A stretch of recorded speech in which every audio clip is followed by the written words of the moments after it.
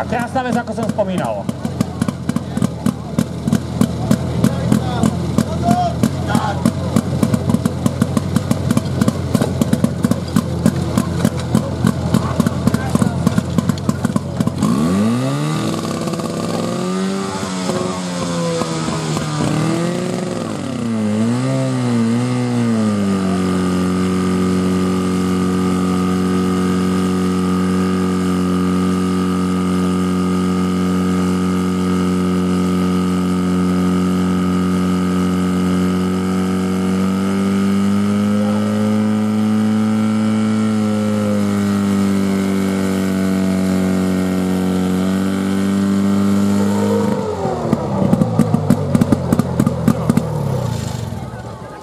Ja tak pozerám, že prečo tam už majú chalani z Krásnej si napísaný čas, nejaký taký vysoký tam bol, ale to bolo takou fixkou, že z minulého roku to nešlo umyť, ale teraz už to majú lepšie.